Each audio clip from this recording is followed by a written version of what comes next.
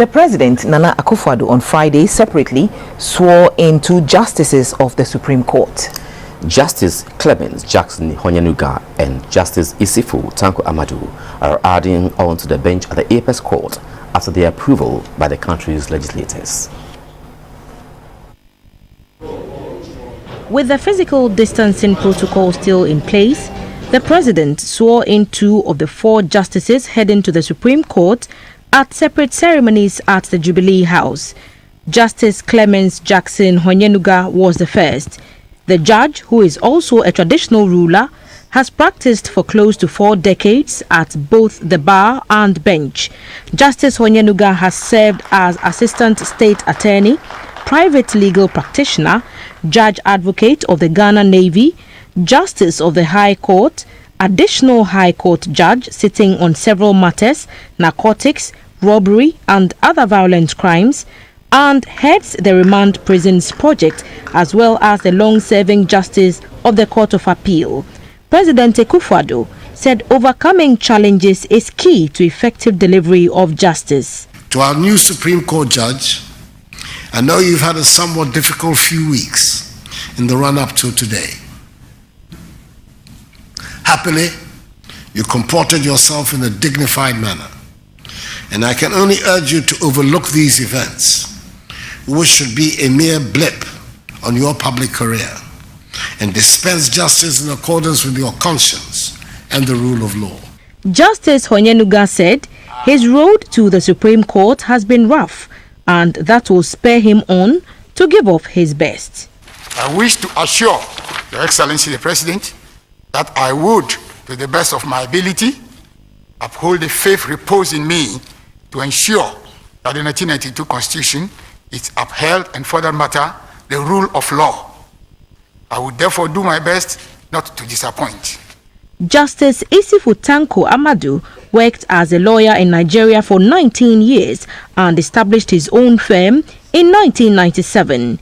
He was appointed to the High Court in 2008 and 4 years later was promoted to the Court of Appeal and now the Supreme Court. This is the first time in the history of our nation that a Muslim has been appointed to the highest court of the land.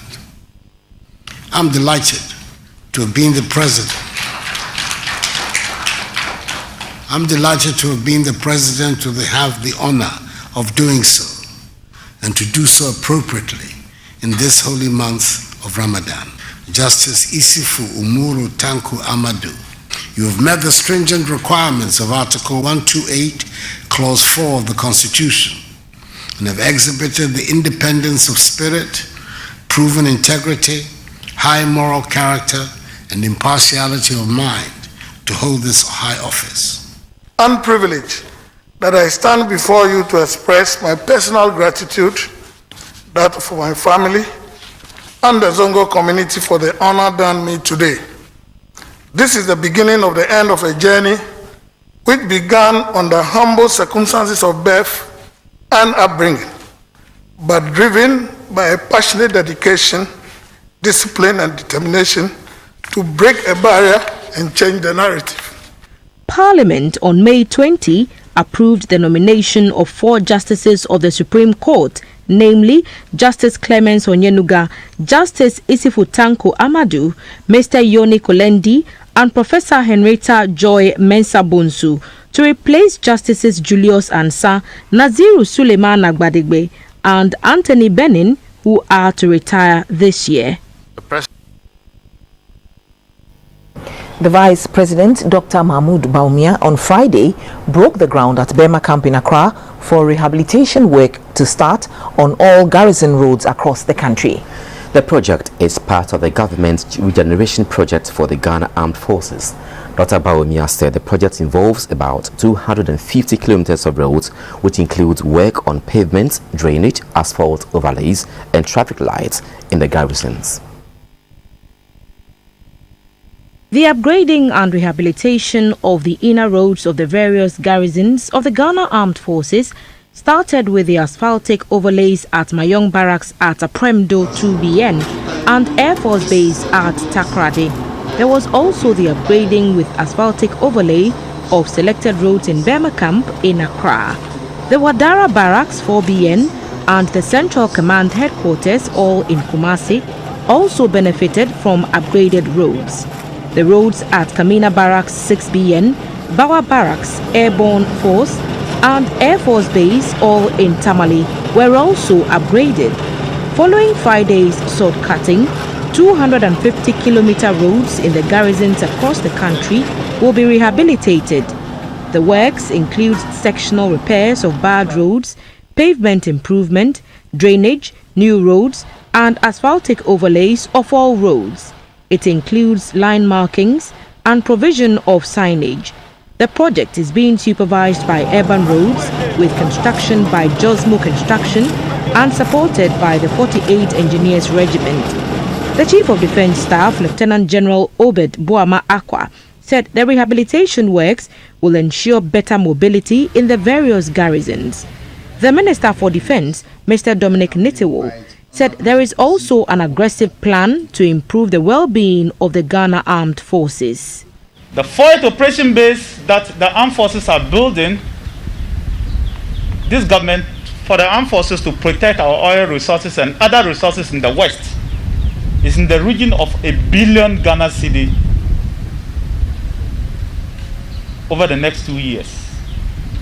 Your Excellency, averagely, the government has invested over 600 million Ghana cedis more every year into the armed forces in the form of salary and emoluments. The Minister for Roads and Highways, Mr. Kwesi Amwakwata, said his ministry will ensure quality work is delivered.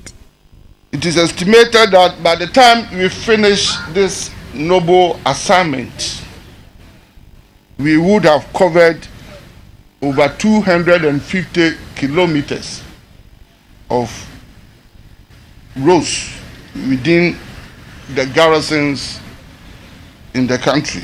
The Vice President, Dr. Mahamudu Bawumia, said the government is aware of the challenges facing the Ghana Armed Forces, including structures, obsolete equipment, accommodation and bad roads. He assured that all the efforts are to solve these challenges. We are not just building roads and infrastructure, ladies and gentlemen. We are building a country. We are building an inclusive modern economy while at the same time reducing the suffering of our people. Even though the data shows that there is no first-term government in the history of the Fourth Republic that has built more infrastructure than the government of Nana Addo Dankwa Akufo-Addo, we know and we have always known that building infrastructure is not enough. For that to survive, we need peace and stability, and you cannot have peace and stability without the role of the security forces. They maintain peace and stability in this country. And therefore, the President has paid a lot of attention to all the security services, not just the military, but the police, the immigration services, the fire services, and prisons, and so on. The Vice President said the government is undertaking massive infrastructure works in every sector of the country, which includes the security services, to make life more comfortable in the various barracks. At a meeting in Accra on Friday, the Minister for Information, Mr. Kwadwo Opan-Nkrumah, says government is prepared for the arrival of the 245 Ghanaian immigrants living illegally in Kuwait. This follows the announcement by Kuwait's government of plans to deport persons living illegally in that country. The minister says on their arrival in Accra tomorrow, the 23rd of May 2020, the 245 deportees will be mandatorily quarantined for 2 weeks and tested. This deportation is to be executed via a special charter flight arrangement at the cost of the Kuwaiti government. Now, this deportation comes at a time when Ghana's borders remain closed to human travel as part of the international travel restrictions under Ghana's COVID-19 response program. The deportees will be mandatorily quarantined and tested for COVID-19 immediately upon arrival into Ghana. Number two, deportees who test positive will be given the necessary supportive treatment. Deportees who test negative will remain in quarantine for a second test at the end of a 14-day quarantine period. Now, in addition to the aforementioned COVID-19 measures, please take note that the deportees will generally be received and handled in line with the immigration regulations for all deportees, i.e., they will be in the custody of the state for preliminary investigations on the circumstances of their illegal stay in Kuwait.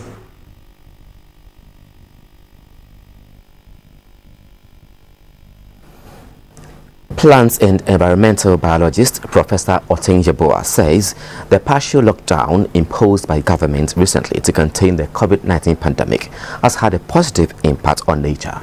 He says during the lockdown, plants and animals in their natural habitat had a breathing space from the negative human activities that threaten their existence. As Ghana joins the rest of the world to mark International Day of Biodiversity, the focus is on encouraging the human race to protect the world's biological assets to prevent extinction. A report by Winifred Ifum. Biodiversity refers to the plant and animal species in an environment at a particular time and their interdependence. Each species, no matter how small, has an important role to play in the ecosystem.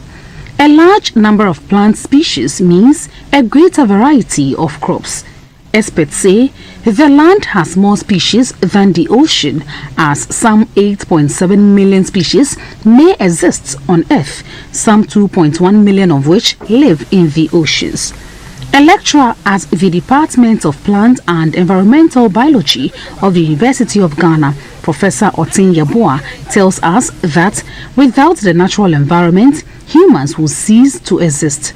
The way in which we fell our timber and other tree resources with no regard to whether there will be a replacement. Because when you remove a tree which provides a canopy, one, you have actually prevented birds, you have prevented monkeys, you have prevented other organisms of a habitation where they have been existing. Apart from that, you have opened up the area and the sun directly gets onto the soils. And when the sun gets directly onto the soils, you will find that the soil begins to dry up and the moisture level reduces. Human activities are putting a strain on the environment. Deforestation, overexploitation of natural resources, pollution and the invasion of species have a negative impact on life.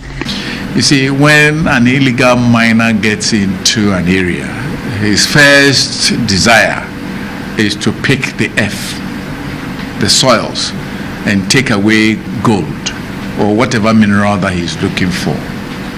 Now, the spent soils from whatever that he has done pollutes water bodies, they pollute the soil, and even make this, the area of land not useful for anything again. Humankind has not, a majority of us have not attempted to understand what nature is giving to us. We are in a hurry, as it were, to develop. We are in a hurry to reap the resources that are available in nature. Professor Otin Yeboah says the partial lockdown imposed on the country recently brought peace to the natural environment and nature flourished. COVID-19 is telling us that there are limits to which we can go, and that if anything at all, or if nothing at all, we should respect nature and let us understand what nature is actually providing for us and give respect to the composition of nature. All those animals that are there, all those plants that are there, yes, we can harvest them, but we can harvest them on a sustainable basis. The natural resources which God has endowed to Ghana are there. We can use them. In fact, we are using them. But we should use them with a sense of respect to nature. Globally, the 22nd of May is set aside for reflection and celebration of the abundance of all forms of life on Earth. The theme for this year's edition of the event, Our Solutions Are in Nature, seeks to highlight the very important fact that around 25% of all animal and plant species are on the verge of extinction due to human activities. All countries except the United States of America have ratified the Convention on Biological Diversity. For GBC News, Winifred Efum reporting. The police administration says most of its personnel who were infected with the coronavirus have fully recovered and are back at post. The Director General of Welfare and Chairperson of the Police COVID Technical Committee, COP Mamitewa Adodankwa, told GBC News the police administration has in place measures to keep its personnel safe.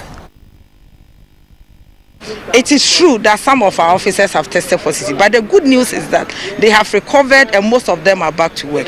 The police administration has put measures in place that we wouldn't want people to get, but if they get, there are so many things that we have put in place to ensure that our officers are protected. Provision of personal protection equipment, the fact that we've also set up a committee made up of medical staff, psychologists, and other officers who are in touch with the regions. We've also set a subcommittee at the regional level who are actually managing our officers within the region, so that the moment some or any of our officers get positive, we come in, we provide the psychological support, the emotional support, the financial support, the logistical support, so that it is even amazing those who have recovered and they are back to work. The assurance is that the police service is ready and prepared to ensure that our officers, even if they get tested positive, will have the necessary support for them to get back on their feet and then get back to work.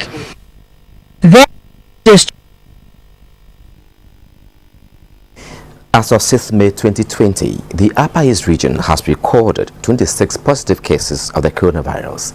Currently, 13 of the number, representing 50%, have been treated and discharged from the Upper East Regional Hospital in Bolgatanga. The region has also recorded 2 COVID-19 deaths. The remaining 11 COVID-19 patients at the treatment center are all clinically stable. There are 5 districts in the Upper East region with COVID-19 cases. These are Boko Municipality, Boko West District, Kasnanankana Municipality, Bolgatanga Municipality and Pusiga District. Of the 26 positive cases, 13 have been treated and discharged. The remaining 11 COVID-19 patients have all tested negative after testing positive and waiting for their last mandatory test results. This means if they test negative, the region will have 0 coronavirus cases. Total bed capacity at the Regional Hospital Treatment Center has been increased from 14 to 35. The region has started submitting samples to PHRL Tamale. So far, 489 samples have been submitted to PHRL Tamale. The fight against the outbreak of the disease faces a major setback with the stigmatization of recovered patients and their families. The Upper East Regional Director of the Ghana Health Service, Dr. Winfred Ofosu, gave an update on the COVID-19 situation in the region and spoke against stigma. I want to assure everybody that these people who have recovered are free of the virus. They cannot transmit the virus to any other person. I want everybody to show love to them, because if we continue to stigmatize people, those who get the disease, those who have the symptoms, will not show up at our facilities. They'll prefer to go underground, and they will continue transmitting the disease to other people. The leadership of the Bongo District Emergency COVID-19 Response Team said the district has not recorded any COVID-19 case. A visit to the Bongo District Hospital in Bongo showed a lot of innovative measures put in place to stem the spread of the disease. Mr. Peter Ayembisa Ayamga is the District Chief Executive of Bongo and also the Chairman of the Bongo District Emergency COVID-19 Response Team. It's the vigilance of the District Health Management Team, coupled with the district medical superintendent. They have been on the field, they are everywhere, making sure that the least information they pick about somebody who has not been in the district and has just come in, they ensure that the person is picked, detained, and tested before the person is allowed to go. Bongo District shares borders with Burkina Faso through the Damu border, Feo and Ayelbia. Since the outbreak of the virus, security personnel have put measures in place at the border to ensure that Burkinabés who cross over to access health care at the health centers are denied entry. And we're staying in the Upper East, where the Food and Drugs Authority has given specific guidelines for the production of face masks, including the use of wax prints for their production. The FDA's Upper East Regional Director, Mr. Sebastian Hoto, said the FDA has put in place innovative measures to fast-track the registration and approval of the production of hand sanitizers and face masks to fight against the spreading coronavirus. Authorities in the health sector continue to educate the public on how to properly keep masks clean for reuse. They advise that the masks must be washed with soap and bleach and left in the water for 5 minutes before washing. They also say the masks must be dried in the sun and ironed before use. The FDA says face masks generally must be able to filter particles and still be easy to breathe through. In the absence of propylene, which is the common material used for medical grade face masks, 100% cotton or cotton blends are a good material for homemade face masks. If a printed fabric is used, the layer of the fabric in direct contact with the face should be plain fabric that is free from chemicals. In the Upper East region, one fashion design company has so far got its face mask production registered and approved by FDA. 10 companies also got their alcohol-based hand sanitizers registered and approved by the FDA. Speaking with GBC News, the Upper East Regional Director of the FDA, Mr. Sebastian Hoto, called on interested persons and companies who want to produce hand sanitizers and face masks to contact the FDA for registration and approval. We have done a lot of post-market services, surveillance activities. We've moved from place to place across the region to be able to check on the sanitizers that are being used. And the FDA in general has registered over 300 hand sanitizers which are now on the market. In the region here we have about 10 that have been registered in the Upper East region here, and they are all on the market as well. So prices, they have now become very affordable, and almost every household is using the sanitizers. There are a few that have still not registered, and we are reaching out to them when we see the products on the market so that they come and quickly register, because we have fast-tracked the registration process to 48 hours. And so the moment you bring your product and we test it and it meets the requirements, we give you your approval immediately. The CEO of the only company registered so far to produce face masks, Royal PPE, spoke to GBC News. Initially, I thought the registration process would be difficult. But when I gathered courage and went to the FDA office, they guided me and made things easy for me. I got my 3 layers material and produced samples and submitted my application with application fees. Mr. Mumuni Yusuf, a fashion designer, told GBC News residents in the region are patronizing their products because it meets the minimum standard. People are patronizing our face masks because of the good work we do, and because it's registered by the Food and Drugs Board. We still encourage more citizens and then more companies to patronize our face masks.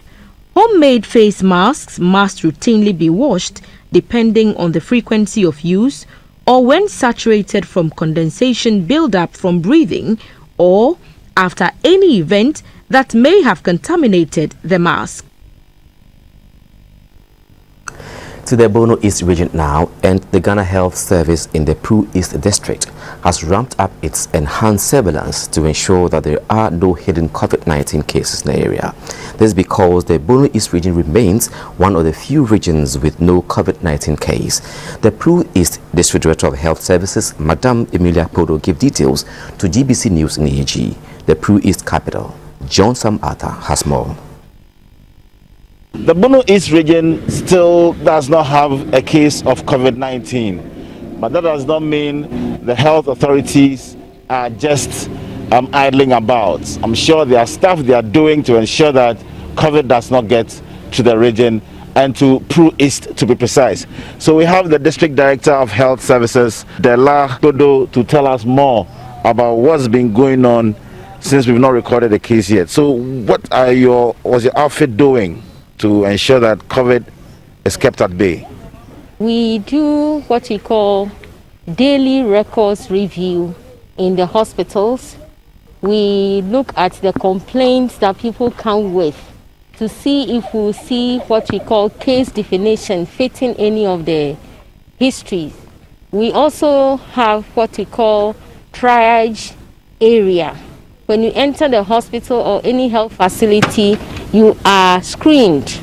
If you fall into the case definition, we take sample for testing.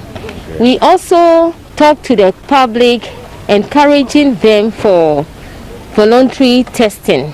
But we are not too comfortable saying that we don't have cases. So we have put drastic measures in place. If you go around now, you can see some of the staff, financial institutions, the health facilities, just screening everybody you come across. We really want to be sure that the zero COVID-19 case in the district is really there. All people are there that are not showing symptoms. So for this week and on, we are going to be all over the place. It has already started. If you stay here for a while, we have people who will be coming to the district assembly. We have people who will be going to the police service office. We have a prison camp. We are going to the prisoners. We are going to the fishmongers. We are going everywhere because many people from all over the country come here because we have the biggest fish market in the country. So they come here. So we cannot take for granted. People are coming from areas that have reported cases. So we cannot sit down. So as I speak now, we have all the people, all the district health management team members on the field. For now, the Pru East district still has no case of COVID-19. But going forward, the Ghana Health Service is going to test this status thoroughly by increasing testing to prove that indeed they have no case. And I'm sure when all is said and done, they'll be hoping that they will still have no case of COVID-19. For GBC News in Pru East, John Samatha reporting. Now to the central region, where two health professionals at the Dunkwo Municipal Government Hospital have tested positive for COVID-19. The Dunkwo Municipal Health Director, Dr. Paul Beng, disclosed this to GBC News at the Municipal Health Directorate at Dunkwo Onofin in the Upper Dintra East Municipality. The Dunkwo Municipal Health Director, Dr. Paul Boateng, said they had taken samples from 250 persons, including health workers, at the Municipal Government Hospital. 2 nurses out of the number tested positive.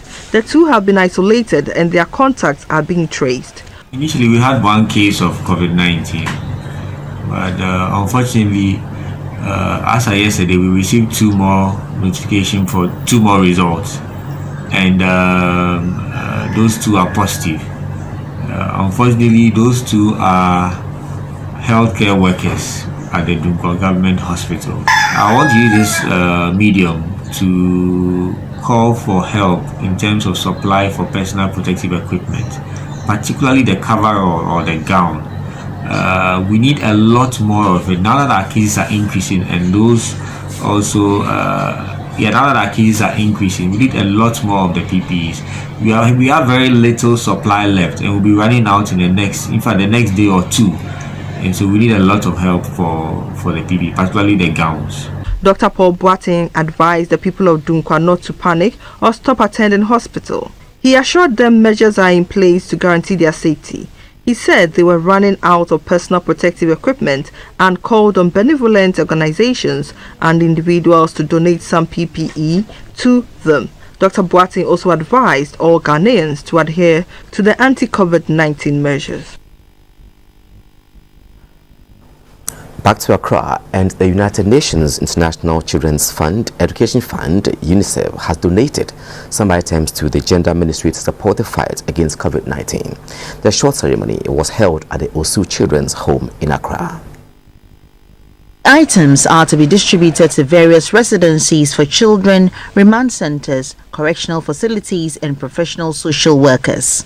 A representative from UNICEF, Madame Anne-Marie Dufay, who presented the items, said the package was made up of 1,625 packets of masks, same quantity of gloves and sanitizers, 150 pieces of contact digital thermometers, and Veronica buckets with stands, 2,000 gallons of liquid soap, 10,000 rolls of hand tissue, and 500 gallons of bleach.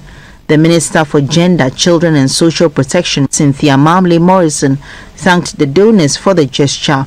In a related development, the Member of Parliament for Asen South, Kennedy Ohini Ejipong, presented 20 bags of rice and boxes of oil to the office of the National Chief Imam for onward distribution to the vulnerable to mark this year's Eid al-Fitr.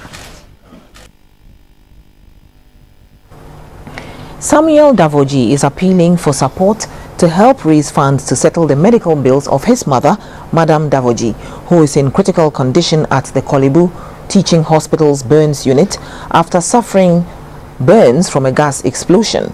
The incident occurred on the 23rd of April at Banana Inn, New Mpata Street in Accra.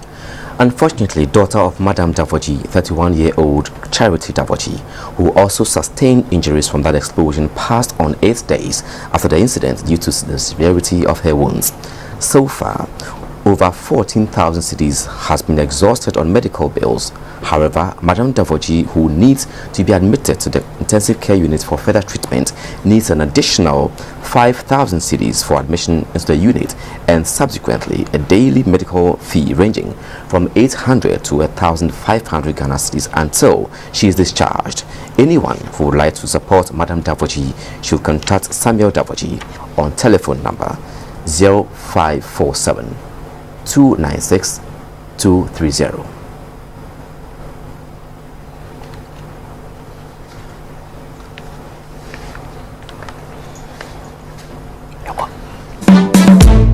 It's GTP.